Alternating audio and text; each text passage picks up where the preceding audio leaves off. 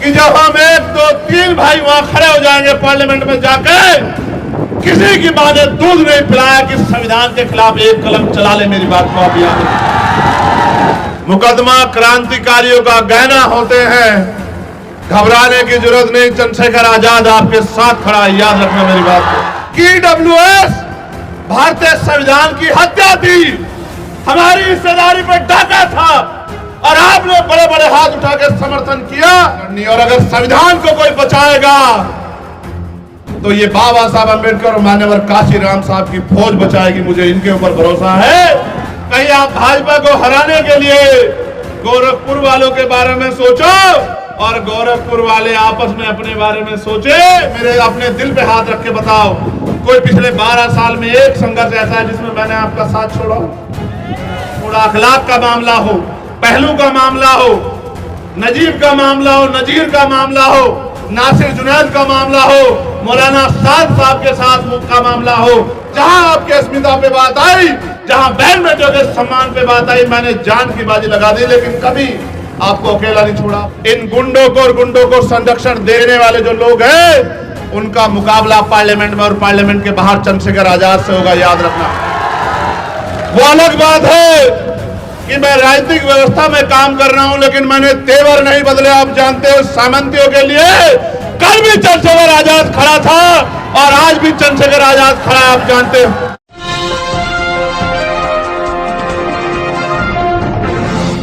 आज चुनावी सभा है और आप हजारों की संख्या में यहां पहुंचे हैं और इस भगवान बुद्ध की पावन धरती पर, जहां इस चुनाव के अवसर के माध्यम से मुझे आने का मौका मिला है और पिछले 4-5 दिन मैंने भी यहां के क्षेत्र में जाके चौधरी अमर सिंह जी के लिए जन समर्थन जुटाने का प्रयास किया है। हालात के मद्देनजर जिन्होंने देखा और महसूस किया कि बहुजन समाज पार्टी क्या कर रही है और मौके परिस्थिति को समझते हुए मिशनरी होने के नाते जो बहुजन समाज पार्टी के बूथ, सेक्टर, विधानसभा और जिले के पदाधिकारी जो एडी चोटी का जोर लगा के चौधरी अमर सिंह जी को कामयाब करने के लिए मेहनत कर रहे हैं, मैं उन सब भाइयों का भी बहुत बहुत धन्यवाद करता हूं। और जिन पर मुकदमा करके जिन्होंने डराने का प्रयास किया गया, मैं उन वीरों को भी कहना चाहता हूं, मुकदमा क्रांतिकारियों का गहना होते हैं, घबराने की जरूरत नहीं। चंद्रशेखर आजाद आपके साथ खड़ा है, याद रखना मेरी बात को। आप जानते हैं कि यह देश किस दौर में है और समाज आपकी तरफ देख रहा है। जो इंडिया अलायंस के लोग आज संविधान बचाने की बात कर रहे हैं, लोकतंत्र पे खतरे, आरक्षण पे खतरे की बात कर रहे हैं, उनका यह कहना सही है कि खतरा है, क्योंकि आरएसएस और भाजपा ने कभी संविधान को स्वीकार ही नहीं किया, इस देश के तिरंगे को भी स्वीकार ही नहीं किया।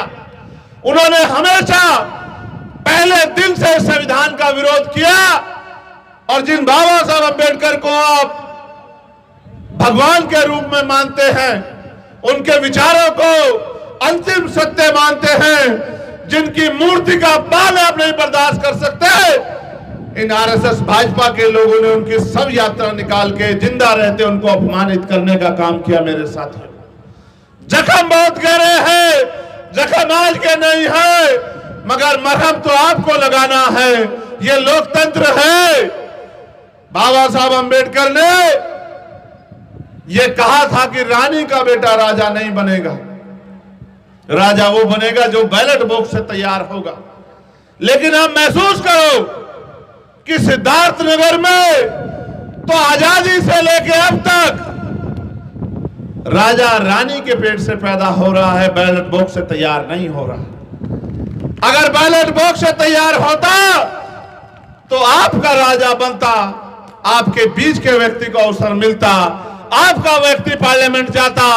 और जब राजा कहीं और से तैयार हो रहा है तो इससे स्पष्ट होता है कि राजा बाबा साहब अंबेडकर के सिद्धांतों पे पैदा नहीं हो रहा।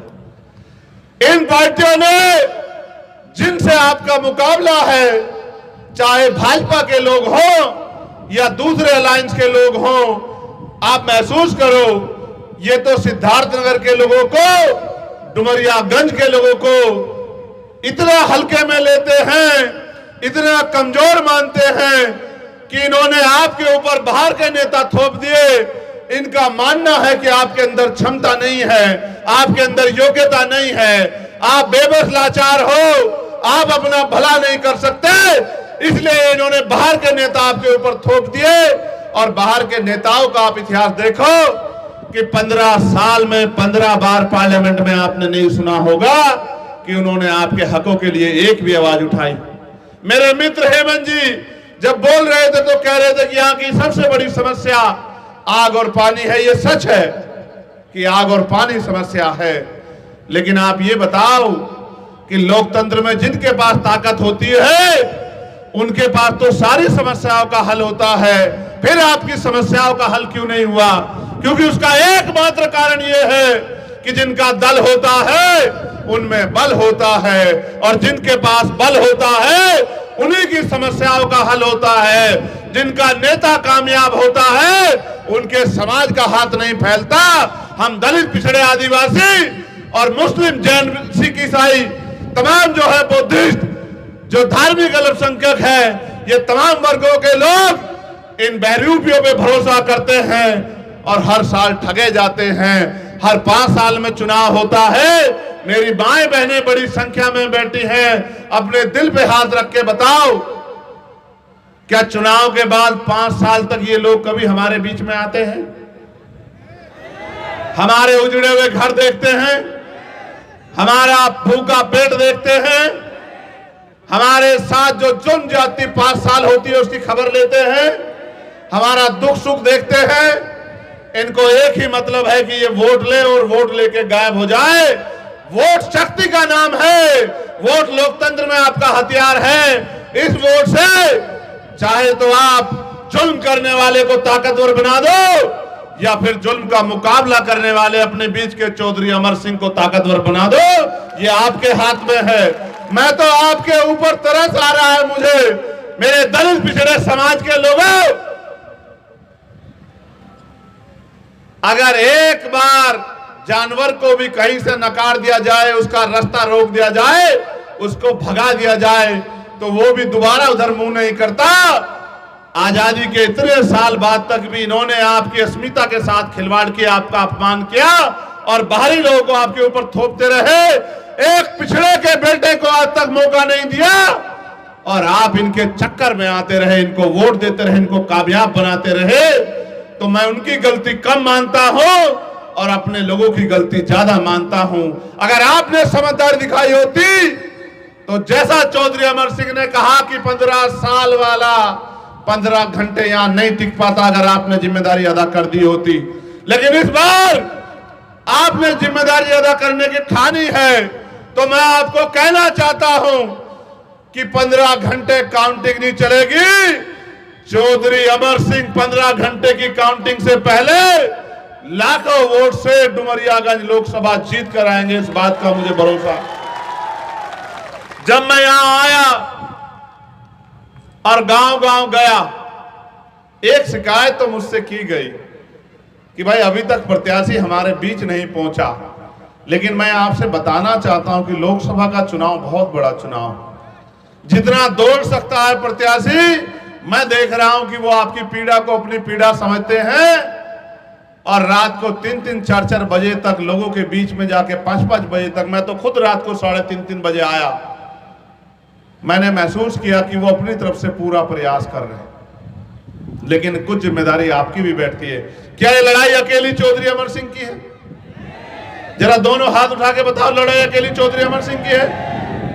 अगर अमर सिंह जी यहां से जीत कर जाएंगे तो क्या पार्लियामेंट में आपकी आवाज मजबूत नहीं होगी?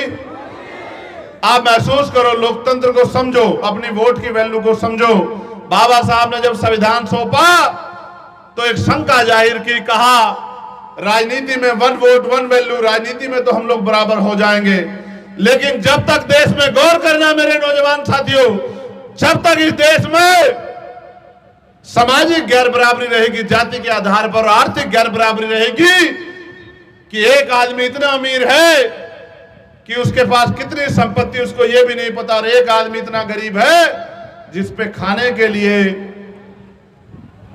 अन्न की व्यवस्था नहीं है। जब तक ये गैर बराबरी रहेगी, एक आदमी ऐसा है जिस पे 4000 बीघे जमीन है और एक आदमी ऐसा है जिस पे रहने के लिए या मरने के लिए 2 गज जमीन भी नहीं है, जब तक ये गैर बराबरी रहेगी तब तक राजनीतिक लोकतंत्र, सामाजिक लोकतंत्र नहीं बन पाएगा। इसका मतलब यह है कि भारतीय लोकतंत्र लोकतंत्र नहीं है, धनतंत्र है। पैसे वाले लोग राजनीति में कामयाब होते हैं।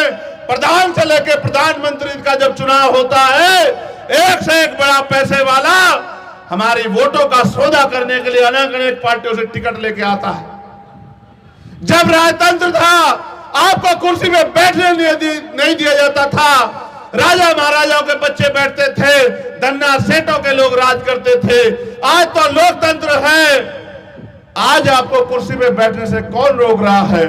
अगर आप अपनी जिम्मेदारी को समझो, वो खतरा अभी टला नहीं है। आप महसूस करो, कोई मिल वाला, कोई फैक्ट्री वाला, कोई उद्योग धंधे वाला, कोई मीडिया वाला, कोई लखनऊ से आके, कोई गोरखपुर से आके, कोई बस्ती से आके आपकी वोटों पे राज करने का काम करता है, और जब आपको मुसीबत में जरूरत होती है तो आपको ठेंगा दिखा के भाग जाता है। इन लड़ाई से आपके जीवन में क्या बदलाव हो रहा है, आप बताओ। आज आप इतनी बड़ी संख्या में जुटे हो तो मेरा मन गदगद है कि आपके मन में भी वही चल रहा है जो मेरे मन में चल रहा है। आपके अंदर भी पीड़ा है, मेरे अंदर भी पीड़ा है, इस मंच पे बैठे हर आदमी के मन में पीड़ा है। हर आदमी ये चाहता है कि बदलाव हो और बाहरी लोगों को जवाब मिले, लेकिन यहाँ मंच पे बैठे लोग जवाब नहीं दे सकते। जवाब डुमरियागंज की जनता देगी, क्योंकि ईवीएम का बटन आपको दबाना है।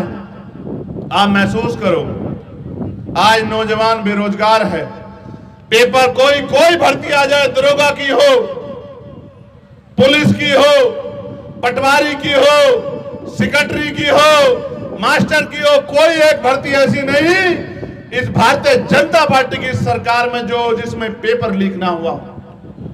दरोगा की भर्ती में भ्रष्टाचार हुआ, कोई लड़ने नहीं आया। अगर लड़ने कोई आया तो चंद्रशेखर आजाद। 69,000 शिक्षक भर्ती में घोटाला हुआ, 20,000 पद दलित पिछड़ों के छीन लिए गए। वो बच्चे बच्ची इको गार्डन में धरनों में बैठ गए, कोई सुनने वाला नहीं, सब नेता खामोश हो गए।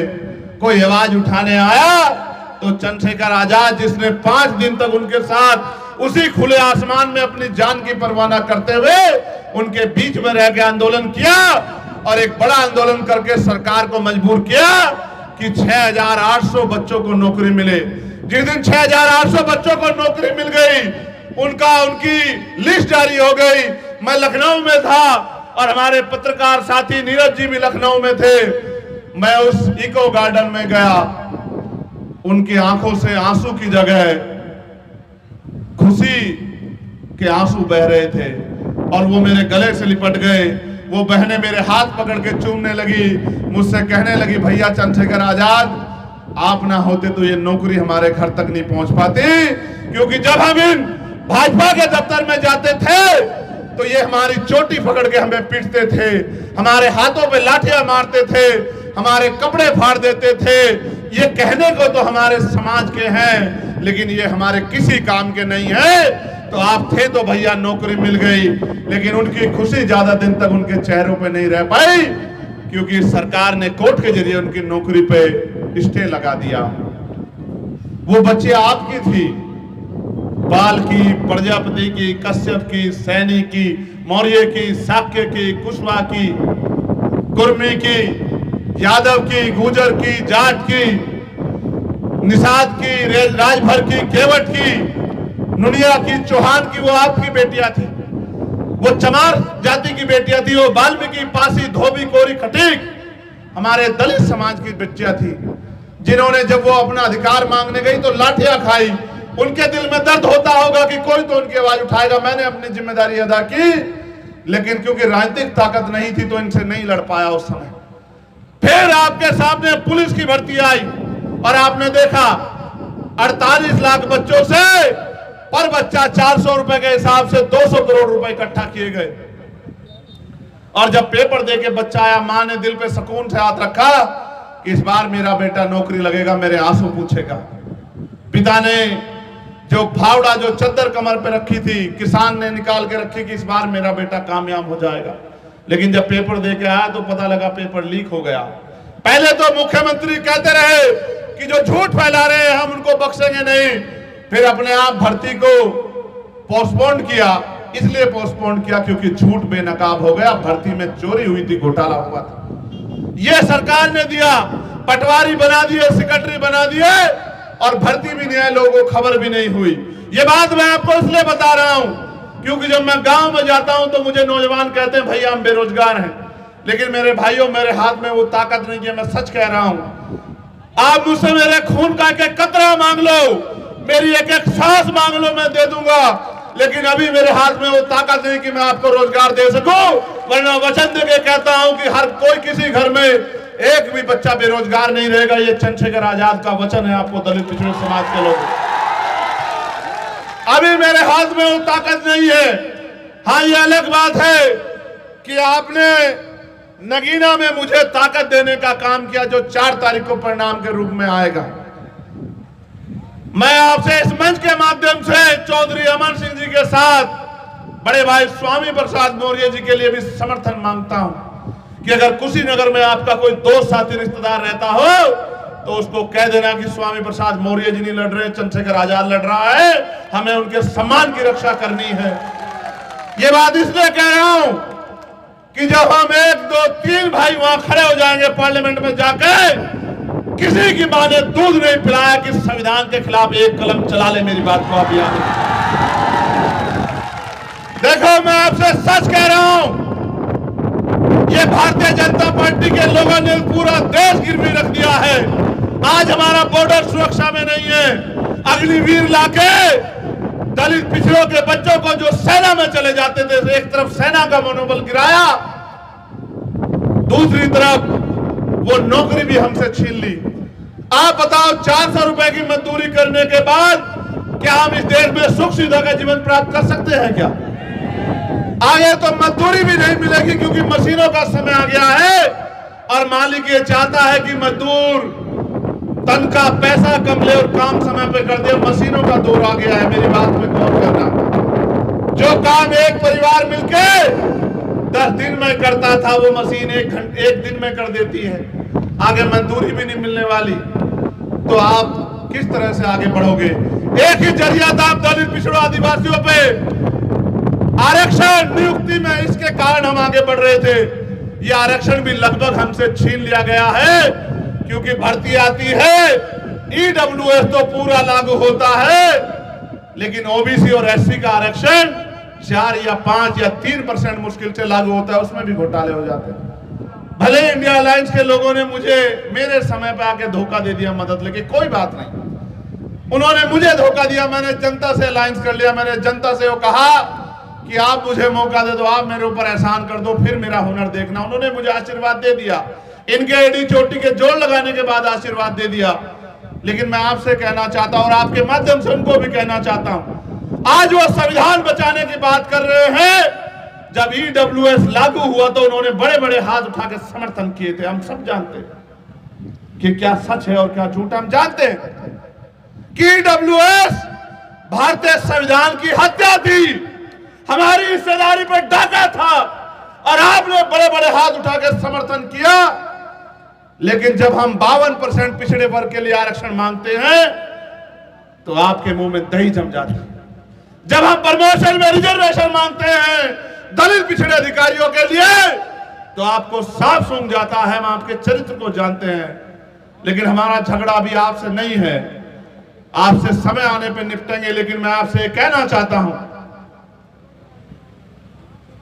कि हमें अपनी लड़ाई अपने पैरों पे लड़नी है और अगर संविधान को कोई बचाएगा तो ये बाबा साहब अंबेडकर और मान्यवर काशीराम साहब की फौज बचाएगी। मुझे इनके ऊपर भरोसा है, जिन्होंने 2 अप्रैल 2018 को एक ऐसा इनकलाब लिखा था भारत की धरती पे कि शायद दोबारा कोई लिख भी नहीं पाएगा और पढ़ भी नहीं पाएगा कि एक SC/ST एक्ट को बचाने के लिए 17 नौजवानों ने, बहादुरों ने बलिदान दे दिया था। जब हमारे 17 भाइयों ने बलिदान दिया, कहां थे तुम जो संविधान बचाने की बात करते हो? आपको हमसे वोट चाहिए, बिल्कुल सच है, वोट चाहिए, लेकिन आपकी मंशा पे हमें शक है। और मैं आपको विश्वास से कहता हूं, यह सरकार अगर बदल जाएगी और इन दूसरे साथियों की अगर सरकार आ गई तो इनको भी इनके झूठे वादों के साथ हम चैन से नहीं बैठने देंगे। इनके भी कपड़े पकड़ पकड़ के एक एक वादा इनसे पूरा कराने का काम करेंगे। मेरी बात को आप याद रखना। मैं आपसे कहने आया हूं,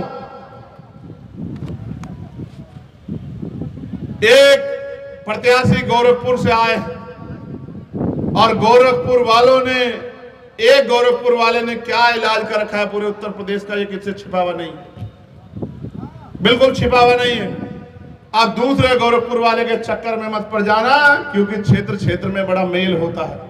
और ऐसा भी नहीं है पता, कहीं आप भाजपा को हराने के लिए गोरखपुर वालों के बारे में सोचो और गोरखपुर वाले आपस में अपने बारे में सोचे।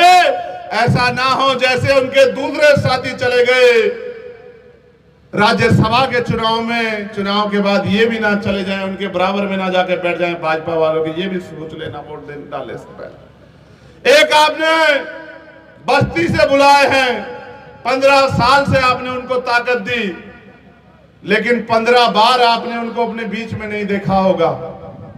वो आपका मजाक उड़ाते हैं कि इतने बेवकूफ हैं, हम इनके बच्चों के रास्ते बंद कर रहे हैं और ये हमें वोट देके ताकतवर बना रहे हैं। वो लोग आपका मजाक उड़ाते हैं और आप लोग उनके मजाक में उनका साथ देते हो। इसलिए मैं आपको सचेत करने के लिए आया हूं और मैं आपसे मांगने आया हूं, मेरा हक बैठता आप जानते हो।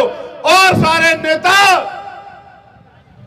चुनाव के बाद कहते हैं कि हम आपकी मदद करेंगे। मेरे अपने दिल पे हाथ रख के बताओ, कोई पिछले 12 साल में एक संघर्ष ऐसा है जिसमें मैंने आपका साथ छोड़ा? चाहे वो सबीरपुर का मामला हो, सहारनपुर का मामला हो, चाहे वो हाथरस का मामला हो, उन्नाव का मामला हो, दिल्ली का मामला हो, चाहे दिल्ली में सतगुरु रविदास जी महाराज के गुरु घर को अस्मिता के साथ खेला गया हो,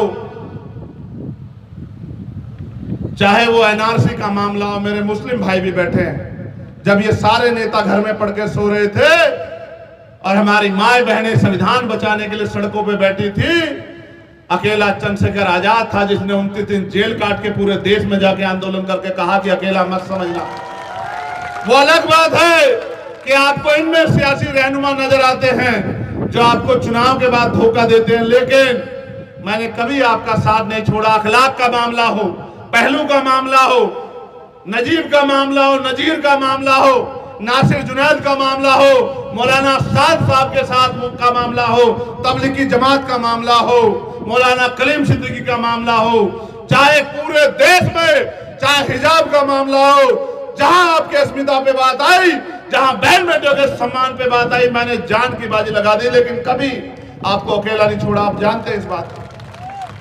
और मैंने वोट के लिए नहीं किया कभी ये, मैंने हमेशा अपने मन में ये दृढ़ संकल्प किया कि मैं अपने महापुरुषों के रास्ते पे चलूंगा और अपने जीवन का एक कण लगा दूंगा आपकी सेवा में। लेकिन मैं जब गांव देहात में जाता हूं, माओ के उतरे हुए चेहरे देखता हूं, बहनों के चेहरों पे आंसू देखता हूं आंखों में, बुजुर्गों के चेहरों पे उतरे हुए चेहरों और आंसू देखता हूं और ये सोचता हूं कि ये दिन कब बदलेंगे। 70 साल से आप लोग व्यवस्था का दरवाजा खटखटा रहे हो कि हमारी बात सुन लो, हमारी बात सुन लो, हमारी बात सुन लो, लेकिन कभी 70 सालों में इन्होंने आपकी तरफ पलट के नहीं देखा। मैं आपसे कहना चाहता हूं, अब समय दरवाजा खटखटाने का नहीं, दरवाजे को तोड़ देने का समय आ गया, क्योंकि लोकतंत्र में आपके हाथ में वोट है। तोड़ दो दरवाजा, वो गुलामी की बेड़ियां तोड़ दो जो बेड़ियां आपको और आपके क्षेत्र को अति पिछड़ा कहलाने पे मजबूर करती है। मेरे साथियों, एक दो समस्याएं भी मेरे सामने रखी गई हैं, लेकिन कुछ बुनियादी बातें भी मुझे आपसे करनी है।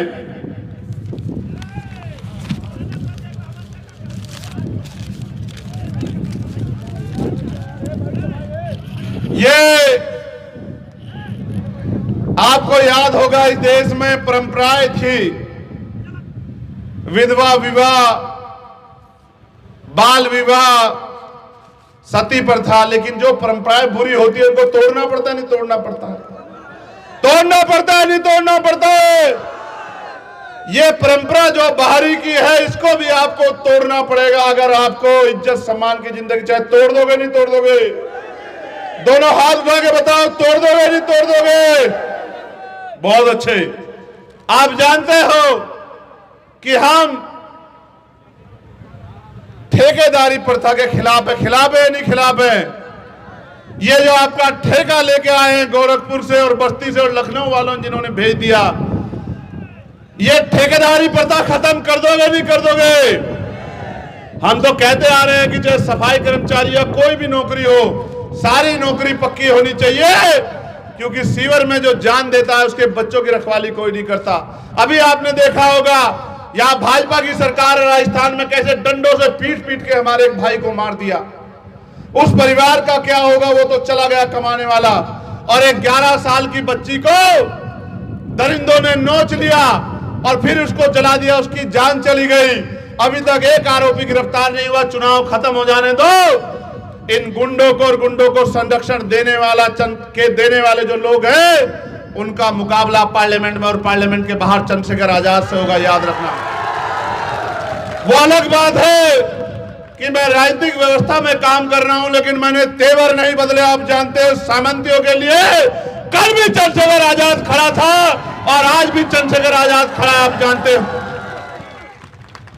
आखिरी बात आपसे कहना चाहता हूं, अगले 2 दिन क्या करोगे? क्या करोगे अगले 2 दिन? ये फोन निकालना, अपने दोस्तों रिश्तेदारों को फोन करना,